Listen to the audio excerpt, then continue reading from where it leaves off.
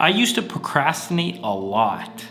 I tried to write my scripts on Tuesday and then shoot my nighttime B-roll on Thursday.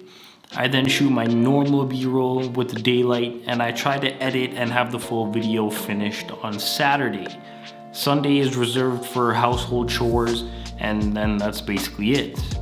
But recently I found that I was procrastinating a lot when I got home from work on Tuesday, and I was finding that I was still working on my script on Thursday even though it was supposed to be done by then. I was on Etsy one day and I saw this thing called a life calendar and it caught my eye. See, I talk about time and life a lot. Time fascinates me, which is probably why Inception and Interstellar are some of my favorite movies. And if you know of any movies that are relating to time and life and stuff like that, be sure to drop them in the comments down below so I can check them out. Anyway, this life calendar caught my eye. I looked into it more and more and I decided that I was gonna get one.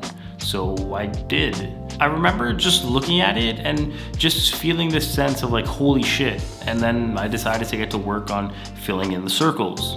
I know that it goes by weeks, but I decided that if something significant happened in my life, like a graduation, for example, then it would be colored in another color. I'm also coloring in vacations in another color because then, you could see how many times you went on vacation and when you decided to go and other things like that. I know some people might be looking at this and think like it's anxiety inducing, but for me, I guess it's more so about having motivation. It's no secret that I have huge goals. I'm gonna direct movies in the future, and this is, I guess you could say, some form of physical, real life motivation. Seeing this every day is a good reminder that, at the end of the day, I have super limited time to accomplish all the things that I want to accomplish. And let me tell you, the list is quite extensive. But I guess another byproduct of this life calendar is that it shows how quickly time goes by, because it's March right now, and by the time you're watching this, it's probably like the middle of May. Then summer just appears to zoom by, and then the year is basically 3/4 done after the summer.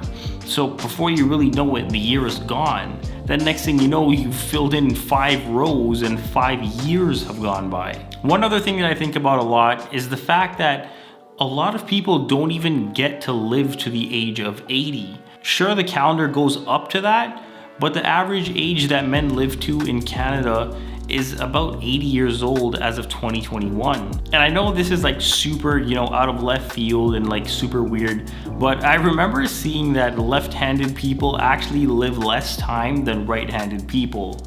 I'm not sure if it's 100% true, but even if it was, then that means I'm living with even less time because I'm left-handed.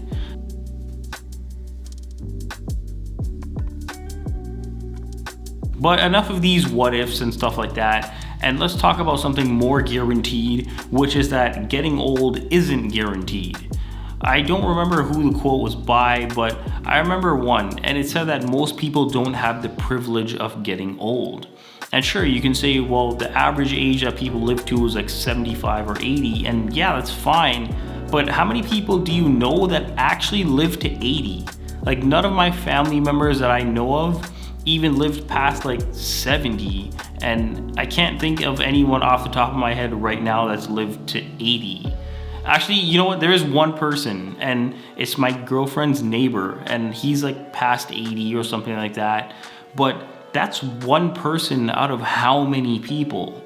Like, we all see these things of like, oh, this person is one of the oldest people in the world, and I think the oldest person to ever live was like 122 or something. But you rarely ever hear about the people that die young because there are so many of them.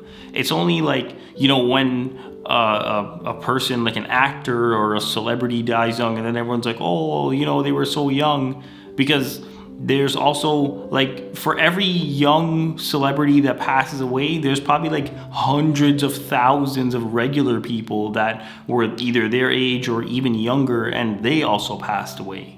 So I hope this video puts into perspective how much time each stage of your life has or takes up.